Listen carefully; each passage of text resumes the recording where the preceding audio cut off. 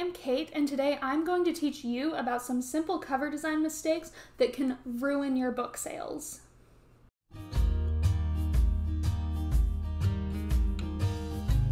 Now, before I became a self-published author, I was actually a professional graphic designer until I discovered book cover design, and then I ended up using those book cover designs that I made for my portfolio to publish my first books. What really surprised me is when my books ended up taking off, and the biggest compliment I got, other than I liked the book, was the cover is gorgeous. So today I want to teach you about some cover design mistakes that you can avoid so that your books can do better. Now, from my experience, there are 4 major mistakes that people make when they are designing a book cover, and I'm going to go over those in some detail. The first issue, and this is the absolute biggest one, is when your cover does not match your genre. A lot of people, especially when they're publishing their first book, have this perfect image in their head of what they want their cover to look like. However, this can cause some issues if the book cover doesn't actually match the genre that you're going for. A fantastic way to do this is to go on Amazon and go into the Kindle ebook section looking for your genre, and once you find your genre, go and check out the top 100 books within that set and kind of get an idea of what the covers look like. For example, for paranormal romance, you really want to have a main character standing on the cover looking, pretty awesome, and maybe some magical elements around them, or if it's a werewolf book, you want to have the full moon behind them. If you have a book cover that looks more like a romantic comedy when it's this dark paranormal romance, then people aren't going to read it. If you have a couple embracing on the couch and being snuggly and happy, then people aren't going to read it because they're not going to assume that it's a paranormal romance. They will assume more clean or sweet contemporary romance with this type of cover. And then on the flip side, people who see this cover and say, oh, well, this is obviously a sweet romance, I'm going to read it, are going to be very disappointed, and you can actually get some really bad reviews this way. I actually made this mistake whenever I first started publishing contemporary romance in 2019. I designed these romance covers from what I saw was selling, except I was basing it off of covers for sweet and contemporary romance and not the darker, more explicit romance that I was writing at the time. So people would pick it up and read it, and then they would be disappointed. They would leave a bad review. They would leave low stars on Amazon and Goodreads, and my books weren't selling. As gorgeous as the covers were, they did not fit. So this is something you want to avoid. You want to make sure that your cover fits the genre that you're writing. The second issue that I really often see is just bad images on the cover. I know that you want your cover to be unique. That's kind of what we all want. We want our cover to represent our book, but an issue that can arise from this is people who aren't skilled photographers taking images at home and then slapping it on a cover, and you might think, well, this is good enough, but oftentimes it's not. If it doesn't look like a professional cover, they're not going to click it. So if you have a low resolution image, or if you use old-fashioned photography techniques, then your book isn't going to sell. Along these same lines, I've also seen people who want full cover illustrations without the full illustration price. This can cause another huge issue where you'll hire an artist or you'll do the art yourself when the skills of that art are not up to par with the illustrated cover market. And this is the same type of issue with doing your own photography. It's not going to look as good. People are going to glance at it and see that it's not as high quality as they're used to, and they're going to assume because the image quality isn't up to par, that the book itself, no matter how much work you put into it, no matter how many years you spent writing it, no matter how much editing you put in, no matter how many beta readers it went through, if they see these bad images on your cover, they're going to assume it's a bad book. even if they're buying self-published books, they want high quality work. So you need to make sure that you're getting images that are high quality. A few ways to do this are, first, get a subscription with something like Shutterstock so that you can download images that you already know are professional grade for your book covers.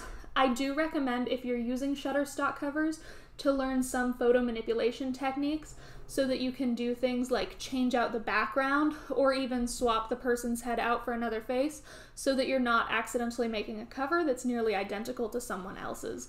Now, this isn't 100% necessary. You don't always have to, do a face swap or something like that, but I highly recommend trying to make sure that the image isn't the exact one you downloaded from Shutterstock or whatever image site you're using.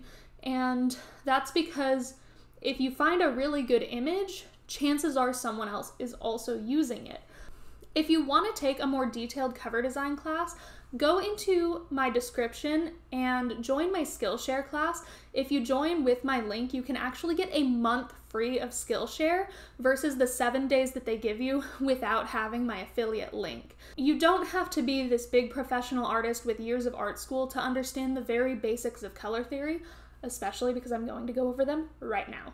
When you're using an app like Photoshop, you're going to have a box with colors and then a slider, so that's going to make it a little bit more difficult, but what I highly recommend is getting a color wheel, something like this, so that you can keep an eye and figure out what colors go well together, because you want to try to use complementary colors on your cover.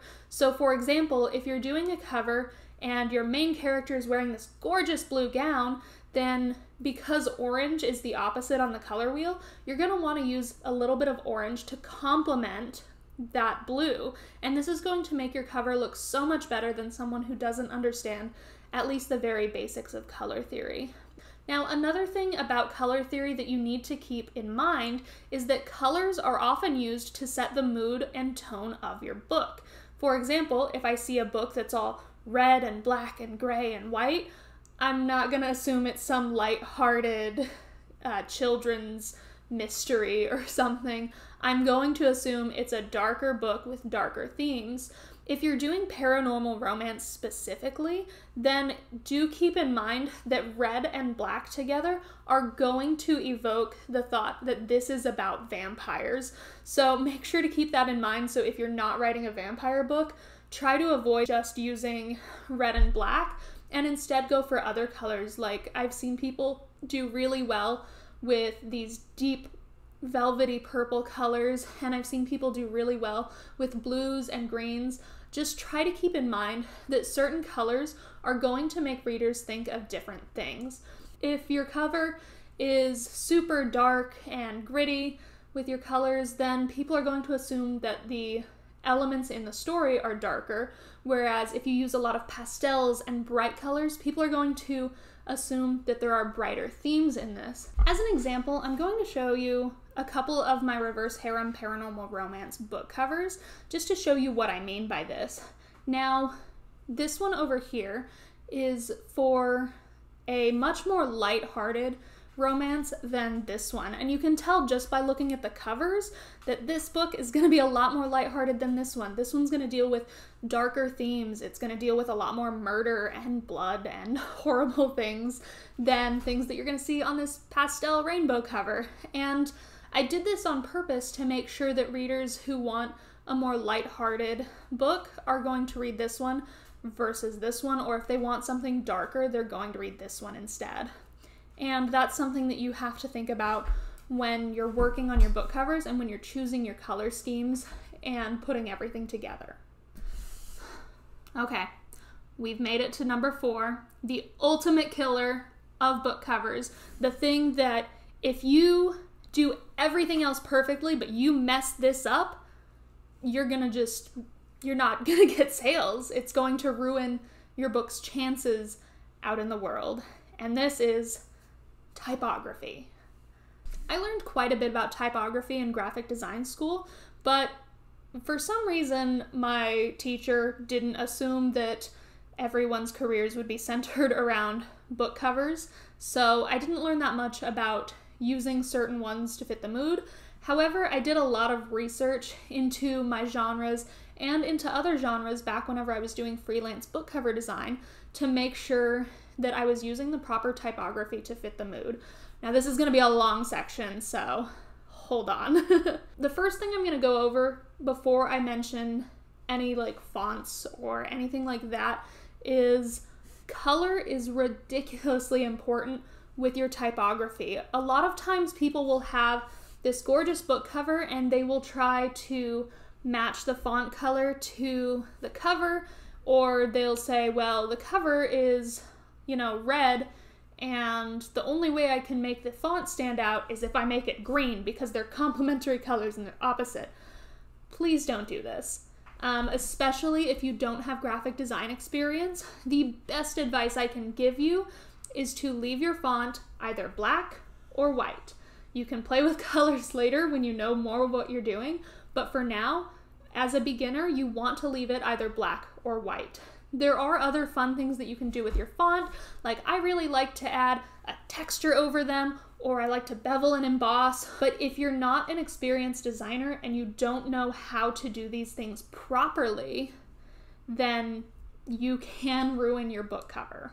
What I would do in this situation, especially if you have a dark cover, I would use white font. If you have a lighter cover, I would use a black font.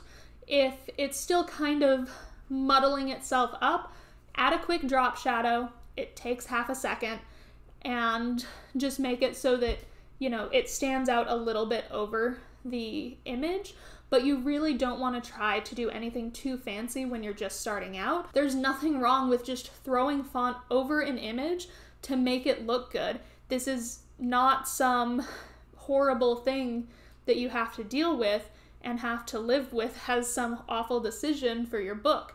This can make your book 1,000 times more professional than somebody who doesn't know what they're doing, who's trying to use fancy colors and all of these special effects, and you can't even read the title. The important thing about your book cover is you want it to be able to be read from a thumbnail size. Whether you're scrolling on your phone or your computer, these thumbnails are teensy tiny.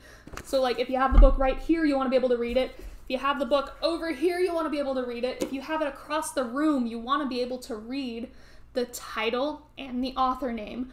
This is really important. You want people to be able to see it and read it. And the smaller it is, it's going to be harder to read a fancy font.